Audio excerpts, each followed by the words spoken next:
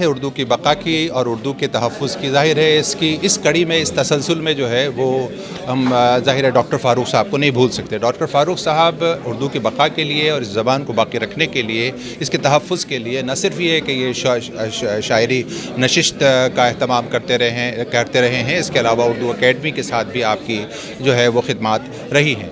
तो हम सीधे बात करते हैं डॉक्टर फ़ारूक साहब से। डॉक्टर फ़ारूक साहब, आपका खैर मक़दम है माइनॉरिटीज़ न्यूज़। बहुत मोहब्बत आपकी, बहुत मोहब्बत। डॉक्टर साहब, उर्दू की बका के लिए ज़बान से आपकी भी कोशिशें जारी हैं, उर्दू जितनी भी तंजीमें हैं उन सब की कोशिशें जारी हैं, लेकिन उर्दू वालों की आज भी शिकायत है कि उर्दू को वो मकाम नहीं मिल पाया जो इसको मिलना चाहिए था। आप क्या कहते हैं?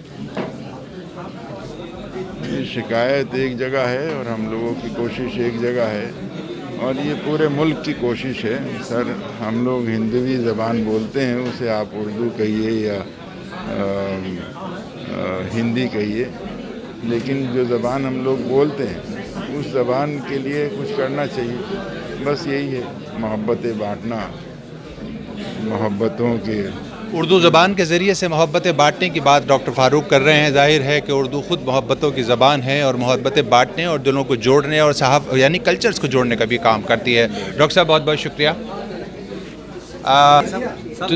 तो जैसा कि आप जानते हैं, हम उर्दू के तहफ़्फ़ुज़ की और बका के सिलसिले में बात कर रहे हैं। 9 नवंबर का दिन एक आलमी यौम 9 नवंबर आलमी यौम उर्दू के दिन से मनाया जाता है। उर्दू से मनाया जाता है अल्लामा इक़बाल शायर मशरिक़ नहीं बल्कि शायर अर्ज़, शायर कुर्रतुल अर्ज़ की जिसे कहना चाहिए वो पर्सनैलिटी हैं। और आसमां की बात मैं नहीं कर रहा, चूँकि ज़मीन और आसमान में तो फिर फ़रिश्ते भी शामिल हो जाते हैं। ये फ़रिश्ते नहीं हैं, इंसान हैं, इसलिए वो ज़मीन पर ही रहकर अपनी खिदमत अंजाम दे सकते हैं। लेकिन अल्लामा इक़बाल के बाद उर्दू के तहफ़्फ़ुज़ के लिए जो कोशिशें हैं, डॉक्टर सैयद अहमद साहब हैं तो doctor by profession, medical doctor हैं। आजकल सफदरजंग के जो है वो यूनानी के हेड हैं। इसके अलावा RML और दूसरी जगहों पर अपनी खिदमत अंजाम देते रहे हैं। लेकिन उर्दू को बचाने के लिए जो आपकी काविशें हैं, इसमें आपका दखल कैसे शुरू हुआ?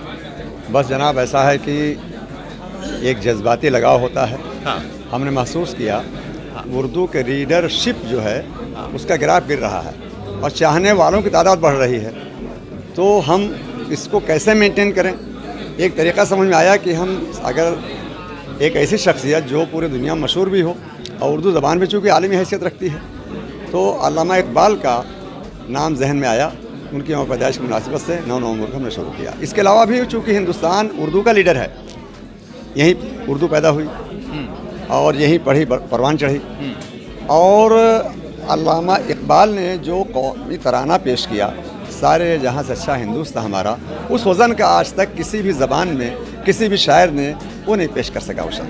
तो बहरहाल उनकी एक हैसियत है, उसी मुनासिबत से हमने 9 नवंबर का इंतखाब किया और इसमें एहतसाब करते हैं कि उर्दू अब इस वक्त किस पोजीशन में है और उसके क़ारीन की तादाद कैसी बढ़ रही है, रीडर्स की तादाद, क़ारीन की तादाद बढ़ाने की फ़िक्र को लेकर ये बात कर रहे हैं और इसको सरकारी दर्जा पूरे हिंदुस्तान के स्तर पर दिलाने की भी एक कोशिशें हैं, जिसके बारे में डॉक्टर सईद कोशिश करते रहे हैं। डॉक्टर आरिफ साहब भी हमारे साथ हैं, हम इनसे भी बात करेंगे। लेकिन डॉक्टर साहब आप जो है वो तो नब्ज़ इंसानों की देख कर उनका इलाज करते हैं। ये उर्दू की और उर्दू वालों की नब्ज़ आपने कब से पकड़नी शुरू करी? शनासी जो है इसमें भी एक बहुत बड़ी चीज़ है।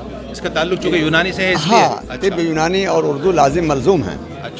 और हुक्मा जो है, अच्छे बड़े हुक्मा जो जितने भी गुजरे हिंदुस्तान में, वो सब शायर भी रहे हैं, अदीब भी रहे हैं। तो जाहिर है कि एक जज्बाती लगाव यूँ भी है और मादरी ज़बान होने नाते तो है ही है जी। इसलिए हमें इस सिलसिले में ख़ास तवज्जो देनी पड़ी कि उर्दू को हम किस तरीके से फ़रोग़ दे सकें। इस मुल्क में जो वक़ार उसको मिलना चाहिए सरकारी सतह पर, वो मिले। आप उर्दू के तहफ़्फ़ुज़ के लिए और उर्दू के बका के लिए काविशें कर रहे हैं? मैं आरिफ इक़बाल हूँ और उर्दू बुक रिव्यू के नाम से 25 साल कबल एक पर्चा निकला था, उसका मैं एडिटर हूँ। और अल्हम्दुलिल्लाह 25 साल हो गए और किताबों पर तबसरे रिव्यू का ये ख़ास मैगज़ीन है। ये मैगज़ीन पूरे हिंदुस्तान में नहीं बल्कि पूरे उर्दू वर्ल्ड में इस मौजू पर इस नौयत का दूसरा अभी तक नहीं निकला है। जब से सैयद साहब ने ये तहरीक शुरू की है, क्योंकि हमारा काम भी उसी नौयत का इल्मी है, अदबी है और अमली मैदान में मैं सैयद साहब के साथ हूँ।